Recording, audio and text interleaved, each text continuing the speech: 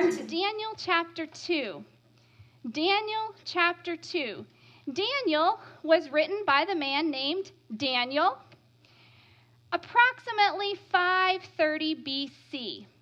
Daniel lived in Babylon, but he wasn't born in Babylon. Daniel actually started in Jerusalem, and at age 17, he was taken captive by King Nebuchadnezzar during the first of 3 incursions into the kingdom of Judea. The first incursion, King Nebuchadnezzar captured the wealthy and royalty, took them off to Babylon, left a puppet king in place. He subsequently went back 2 additional times, and the third time he actually completely destroyed Jerusalem, the capital of Judea, dispersed the Jews throughout the nations he had captured. In Daniel chapter 1, we read the story of Daniel after he was taken to Babylon. He was enrolled in the University of Babylon, and there Nebuchadnezzar attempted to change his culture, change his religion, change his lifestyle, even changed his name.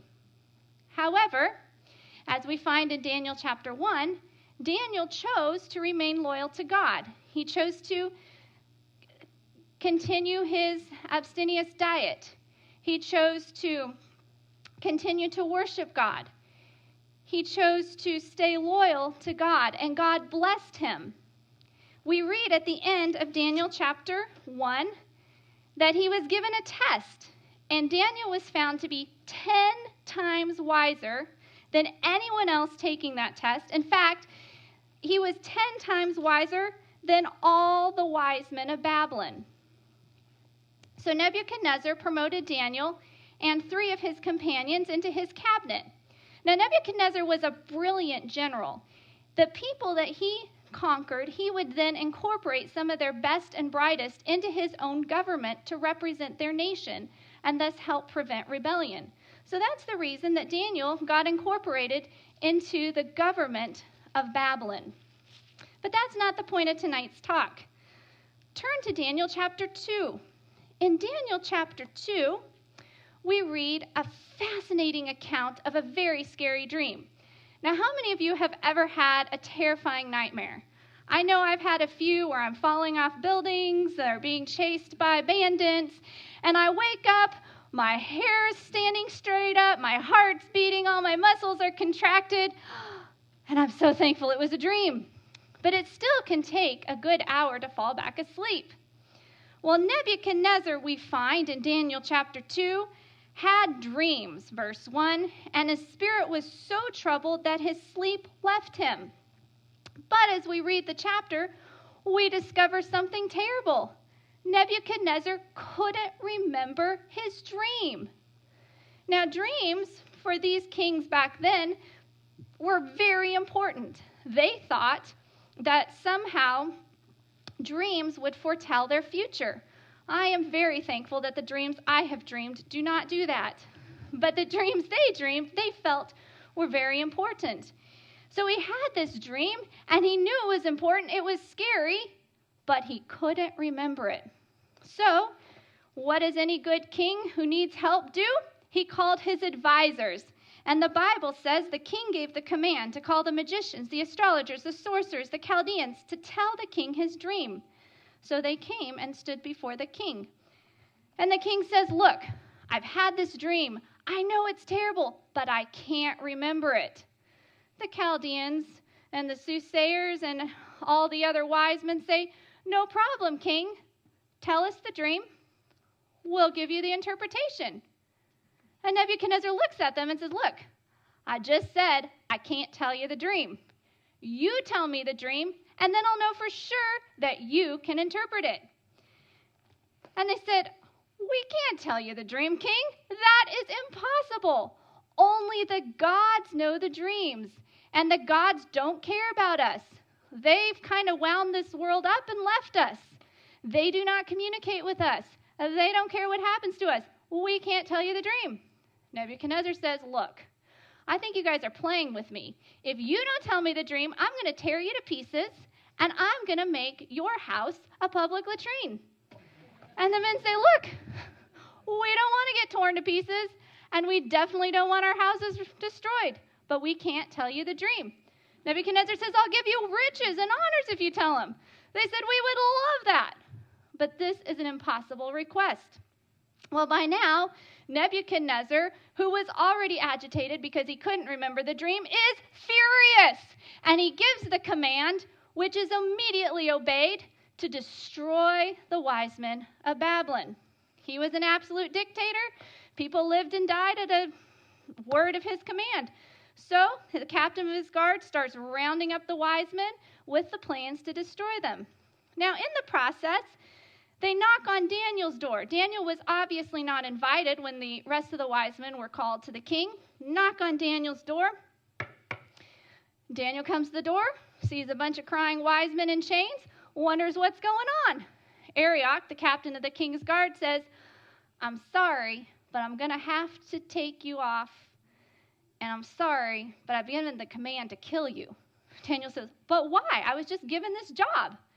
Arioch says, I'm really sorry, but the king got really mad because he had this dream and the wise men couldn't interpret it. Daniel says, no problem. Contrary to your gods, my God actually does care what happens to me. My God doesn't actually want me cut in little pieces. Please take me to Nebuchadnezzar. So Arioch, who obviously liked Daniel, takes him to Nebuchadnezzar, and Daniel says, Sir, give me time, and I will tell you the dream. My God cares about me. And actually, my God cares about you too, and the wise men you're trying to kill. Give me some time. So Nebuchadnezzar says, all right, I'll give you some time. Daniel goes home, has a prayer meeting like no other prayer meeting, I'm sure. And that night, God gives Daniel the same dream that he gave to King Nebuchadnezzar. First thing in the morning, Daniel wakes up, praises God for the dream, and then runs to find Arioch and says, don't destroy the wise men. I have the dream. Their lives are going to be spared. So Arioch rushes him off to Nebuchadnezzar, where Nebuchadnezzar, with bated breath, waits for the interpretation. And we read in Daniel 2, verse 26, the king answered and said to Daniel, are you able to make known to me the dream which I have seen and its interpretation? Daniel answered in the presence of the king and said, the secret which the king has demanded, the wise men, the astrologers, the magicians, the soothsayers cannot declare to the king, but there is a God in heaven who reveals secrets, and he has made known to King Nebuchadnezzar what will be in the latter days. Your dream and the visions of your head upon your bed were these. And I can just imagine Nebuchadnezzar sitting on the edge of his seat, waiting to see if there truly was a God that could actually see what he was dreaming.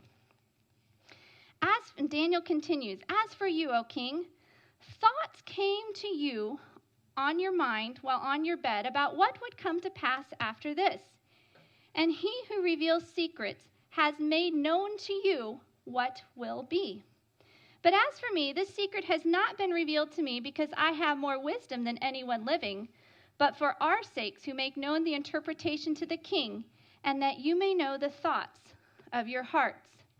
Daniel's saying, look, God not only gave me the dream, but this is what you were thinking just before you had the dream. And Nebuchadnezzar's like, yeah, that's right. That is what I was thinking. And then Daniel says, but God didn't just give this dream because for only your sake. He gave it for my sake and for the sake of those wise men you wanted to cut up. And then he goes to say the dream. You, O king, were watching, and behold, a great image. This great image, whose splendor was excellent, stood before you, and its form was awesome. This image had a head of gold, chest and arms of silver, belly and thighs of brass, legs of iron, and feet partly of iron and partly of clay. Then the king watched as a great stone was cut out of a mountain without hands, struck the image on the feet, and the whole image dissolved into 1,000,000 pieces. Those pieces were then blown away by a great wind, and the stone started to grow. and grow until it was a huge mountain that filled the whole earth. And the king, sitting on his edge of his seat, says, "Yes, that's right. That's exactly what I dreamed. Now, Daniel, what does it mean?" And Daniel says this, verse 36, "This is the dream. Now we will tell the interpretation of it before the king." Verse 37, "You, O king, are a king of kings, for the God of heaven has given you a kingdom, power, strength, and glory. And wherever the children of men dwell, or the beasts of the field and the birds of the heaven, he has given them into your hand and has made you ruler over them all. You are this head of gold. But after you shall arise another kingdom inferior to yours, then another, a third kingdom of bronze, which shall rule over all the earth. And the fourth kingdom shall be as strong as iron, inasmuch as iron breaks in pieces and shatters everything, and like iron that crushes, that kingdom will break in pieces and crush all the others. Whereas you saw the feet and toes, partly of potter's clay and partly of iron, the kingdom shall be divided, yet the strength of the iron shall be in it, just as you saw the iron mixed with ceramic clay. And as the toes of the feet were partly of iron and partly of clay, so the kingdom shall be partly strong and partly fragile. As you saw iron mixed with ceramic clay, they will mingle with the seed of men, but they will not adhere to one another, just as iron does not mix with clay.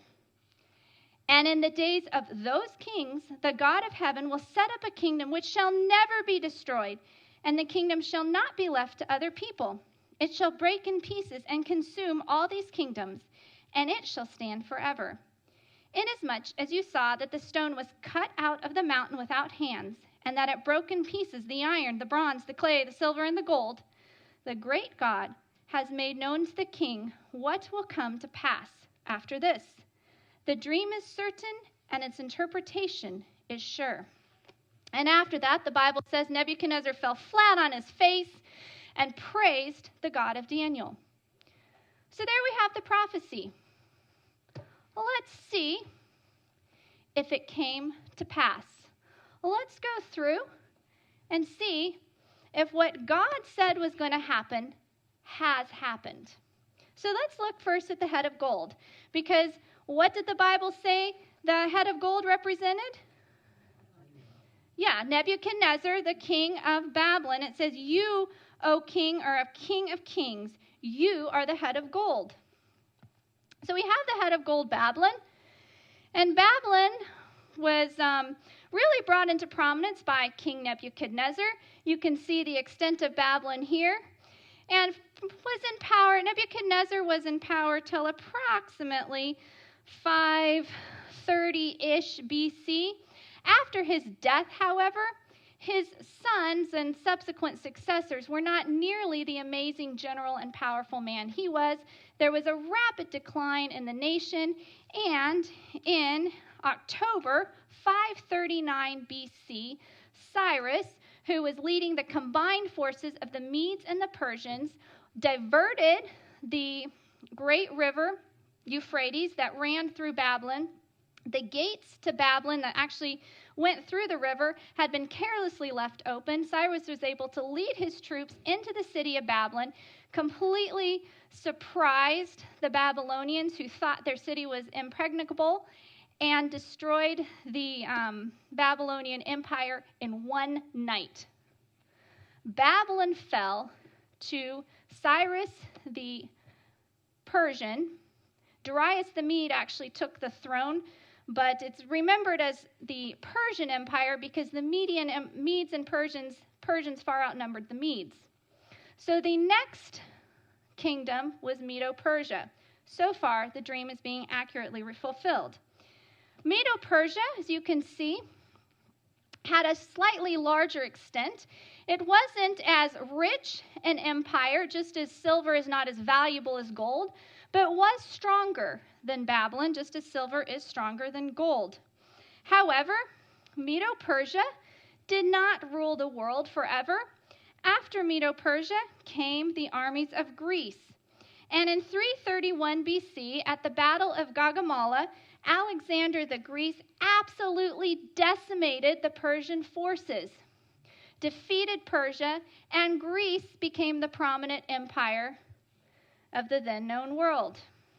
Alexander the Great conquered the world by the time he was 33 years old, but he couldn't conquer his own passions, and he died of either liver failure due to chronic alcohol use or a slow poisoning at the age of 33.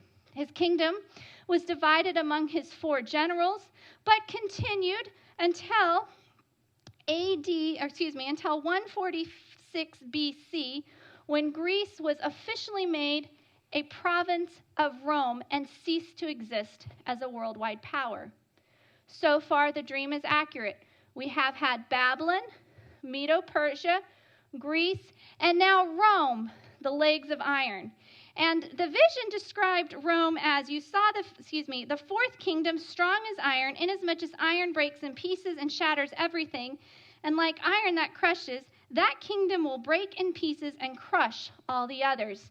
And if any of you have ever studied your history books about Rome, that's exactly what Rome did. The legions of Rome were unstoppable. They had an amazing form of government. They had a representative government. They had taxation system. Much of our government today we actually get from Rome. But Rome did not last forever. Unlike, though, the previous kingdoms, which had been followed by another kingdom, Rome was not followed by another kingdom. Instead, internal corruption with external invasion dissolved the kingdom into about 10 different fragments, 7 of which form the modern nations of Europe today. Just as the vision said. And it says, as the toes of the feet were partly of iron and partly of clay, so the kingdom shall be partly strong and partly fragile. And that's what we see today. There are some countries in Europe that are very, very strong, and there are others that are very weak. The vision also said, iron mixed with ceramic, as you saw iron mixed with ceramic clay, they will mingle with the seeds of men, but they will not adhere to one another, just as iron does not mix with clay. There have been multiple attempts to reunite Europe. They have all failed. Queen Victoria was at one point related to almost half the monarchs. The seed of men did not cleave. Napoleon tried to reunite Europe. He considered himself another Caesar. He did not succeed. World War I, World War II with Hitler, all attempts to reunite Europe. They did not succeed. So far, the prophecy has been fulfilled with unerring accuracy. But there is still one event to come. The event where in the days of these kings, the God of heaven will set up a kingdom which shall never be destroyed. That rock, which is to be cut out without hands and strike the image in the feet, that event is still to come. But I know that as Babylon has fallen, and Medo-Persia has come and gone, and Greece has come and gone, Rome has come and gone, these divided kingdoms will also come and go. We are standing on the verge of the second coming of Jesus Christ, who is going to come and destroy our worldly kingdoms and create a kingdom that is never to be destroyed. The gods of the Babylonians did not care about them. They didn't care if they were cut into pieces. They weren't there to help them. But Daniel's God does care. Daniel's God cared about a pagan king who didn't know him, and that a pagan king was wondering about the future. Daniel's God cared. Daniel's God cared for those heathen wise men who couldn't understand the dream and were about to be unfairly punished for something they couldn't control. Daniel's God cared. And Daniel's God cares for each one of you here. You see, as I have found that this book can both be internally and externally validated, I have studied this book. And I have found a God in this book that claims to be the only true God and is desperately in love with each person that he says he has created. And I have chosen to stake my life on this book. It has given me something to live for, and it has given me something to die for. I urge each of you, study this book and learn to love the God of this book. He loves you, and you will love him.